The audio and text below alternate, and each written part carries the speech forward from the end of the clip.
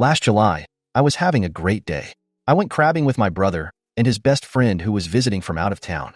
At the end of a good crabbing session, we packed everything up in my brother's car and headed home at about 10:30 p.m.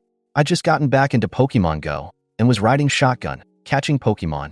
My head was turned to the right and I was looking down. We were driving along, my brother driving and his friend in the backseat. It was a normal night, not really many cars on the road. This night was no different than any other. Then suddenly we heard an explosion, and I heard a scream that sounded like a dying animal. I realized it was coming from me, and I had massive pain in my head and left shoulder and couldn't move my arm at all. Did the radio explode? Did we just get into an accident? No, the car was still driving along, and I realized through the glass shards in my eyes, there was a massive hole in the windshield right in front of my face.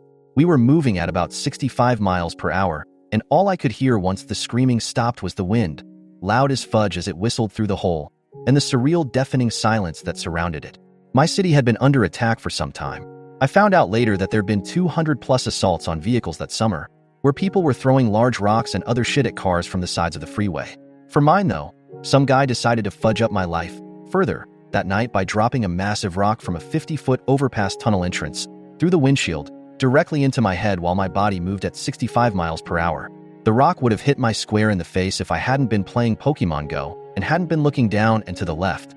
It hit me in the left side of my skull, then bounced onto my shoulder and back to my head, striking me a third time behind my ear. I can't honestly describe how I felt. Once I realized what had happened, I calmly called 911 for myself, knowing I only had a few minutes left to call my husband and say goodbye before my brain swelled and I died right there in my brother's car. I asked my brother and his friend if they were hurt, and was so grateful I'd been chosen and not them. As we were crossing the bridge that connected my island to the mainland on the other side of the tunnel, I felt strangely calm. I'm always calm in the face of death, and this wasn't the first time for me. It was a beautiful night, warm and silent besides the whistling of the wind through the hole in the windshield. I'd been happy that day, a rarity for me. I caught a lot of crabs too. The car crossed the bridge, and my brother pulled over at the soonest exit. I called my husband on the way there, telling him that I was okay, that I'd be fine, that I hadn't lost consciousness. It was a lie, besides the consciousness part, but I didn't want the last thing my husband to hear from me to be me screaming or freaking out.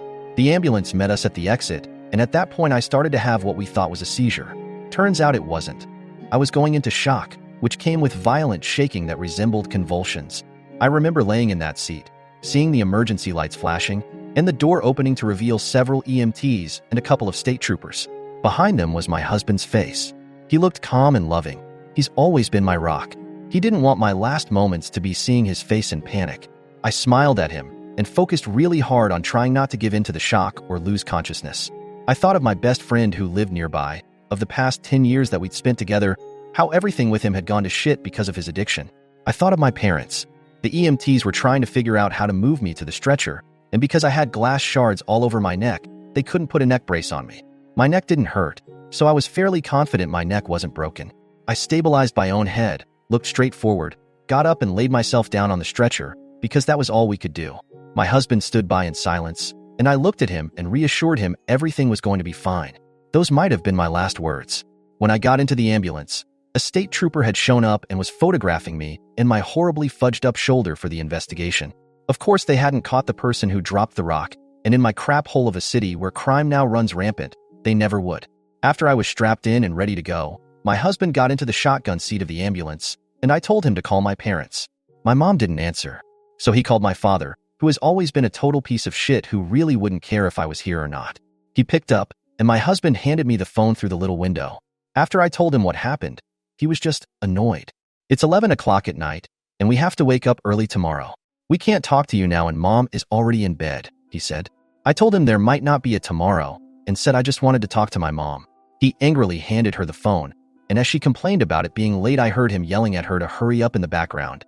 I told my mom exactly what happened, but lied through my teeth and reassured her that I was going to be fine. I told her I just wanted to send her the pictures of the crime scene and my injuries. She complained that her phone was plugged in the bathroom and she was already in bed. I eventually got her to look, and her reaction was as if I just told her I got a fish hook through my thumb. She then asked, "Did you catch any crabs though?" When we got to the ER, it was overfilled with mostly 2020 event patients. They didn't put a mask on me before wheeling me in. I was going to die anyway, so it didn't really matter much. I lay in that bed, my body feeling like it had been run over, for 3 hours. No one washed the glass from my eyes. No one checked on me after the x-rays and CT scans. They refused to give me anything for the pain and finally showed up the last hour with some Tylenol. I think I actually laughed. My husband stayed by my side, calmly talking with me the whole time. I realized in that moment that this was the summary of my life. My husband was the only one there as I lay in what I thought was my deathbed, and I had never felt so fudging alone. After I was taken to get x-rays and a CT scan, I called my best friend of 9 years, who lived 5 minutes from the hospital. I told him what happened, and he freaked out, asking me if I wanted him to come. How the fudge was I supposed to respond to that? I was like, if you want, you can. He was broke, so I told him we'd call him a lift. Another hour passed by, and he never showed up. My husband texted him after that hour, and he told us he was just getting in the shower. LMFAO. Somehow the test came back and I hadn't broken anything or gotten any brain damage. No one could possibly understand this, but I wasn't happy. All I had to show for this was huge bruising and soft tissue damage. Before this, I'd suffered almost my whole life with uninstall ideation, debilitating PTSD from so many fudged up, horrible events in my life, and a failed uninstall attempt, as well as several other chronic disabilities, both psychiatric and physical. I was bitter I'd survived. I knew I'd have to live with what happened for the rest of my life. While to everyone else besides me and my husband, it was just a neat story that they'd forget about in a few days. Another fudged up experience for me to relive over and over every day till the day I die. Yay. As I was discharged, I told my best friend over text to not bother coming at that point, because I was going home. The next 2 weeks consisted of me laying in my bed in the dark, sleeping mostly, and bawling to myself for the few hours I was awake each day while I tried to bring publicity to the assaults. I made a petition to try and get the city to put up nets or something, fudging anything, because we were all playing fudging Russian roulette, and there had been over 200 plus assaults that summer. It was fudging pointless, and it went nowhere. I was just made fun of by hundreds of strangers online. I left the house once to do a requested news interview after my post about the assault went viral on Facebook. I ended up being on the news twice, and on the radio once for an interview. I had a stranger tell me in a Facebook comment that he was tired of hearing about how all females have trauma and PTSD, that I should stop self-diagnosing myself. I am very much professionally diagnosed, and that the problem was that I was soft and needed to get over what happened because nobody cares. I've been questioned by people about the validity of my story. I've been asked by my brother's SO if I'm sure I was actually hit in the head, and questioned about why it affected me so much since all I got was just a bruise. I was told by hundreds of people how lucky I was that I didn't suffer permanent injuries or die. How I should be grateful, that out of millions of cars, mine had been targeted, and that out of all the places the rock could have landed, it landed directly on my head. And no one understands how fudging infuriating it is to be told you're lucky after something like this happens.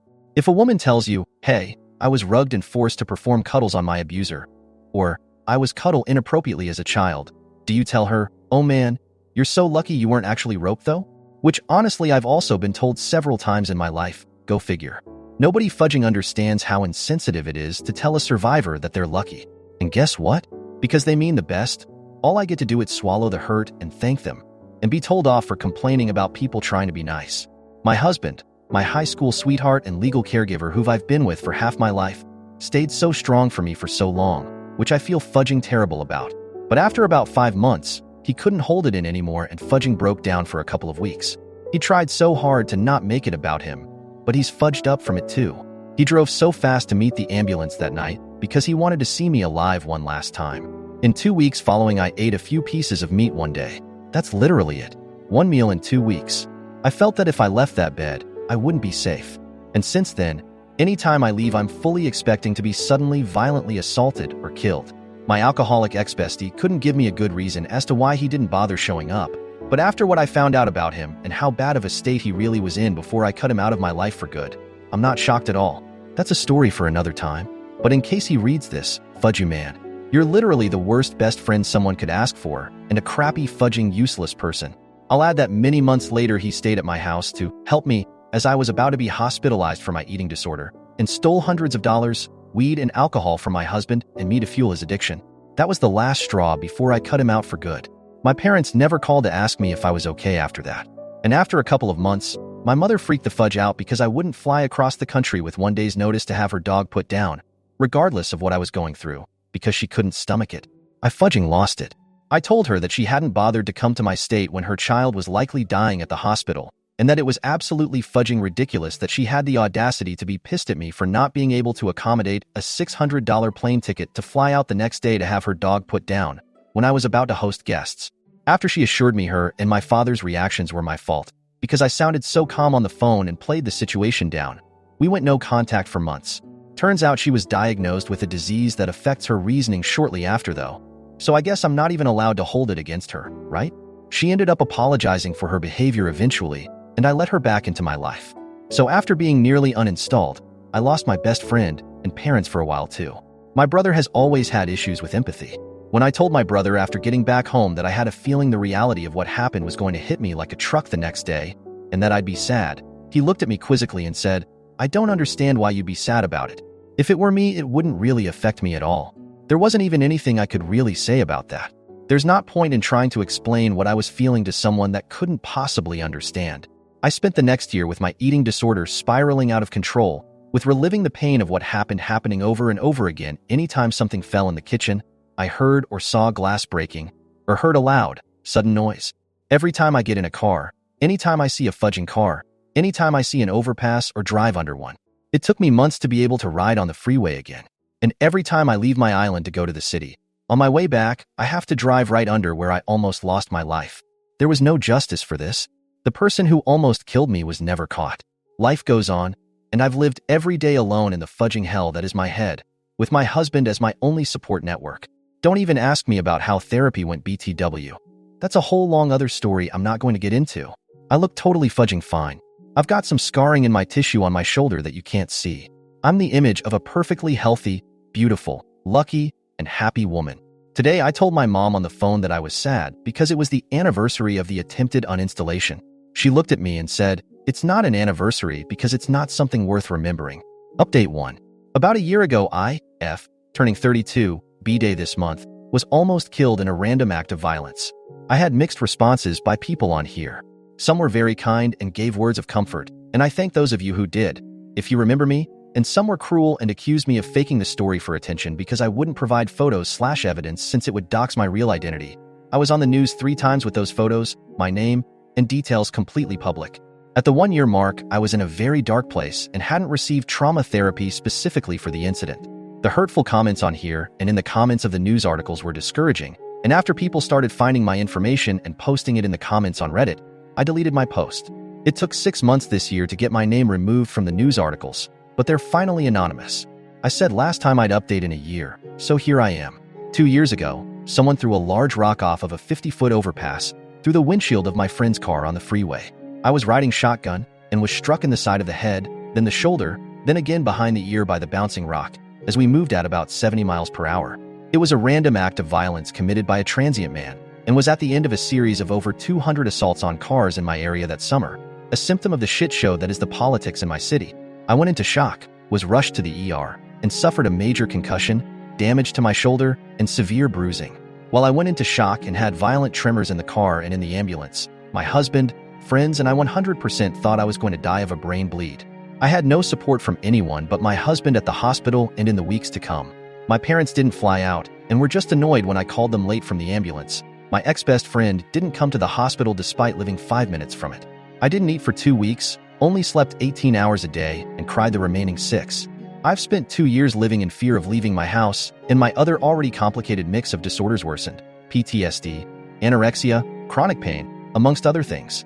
A year ago, I didn't think it would ever get better. I felt like I was screaming silently in my head, living in a hell no one else could comprehend. It's been a horrifying reality that I can't really explain unless you've been violently and severely injured by another person before.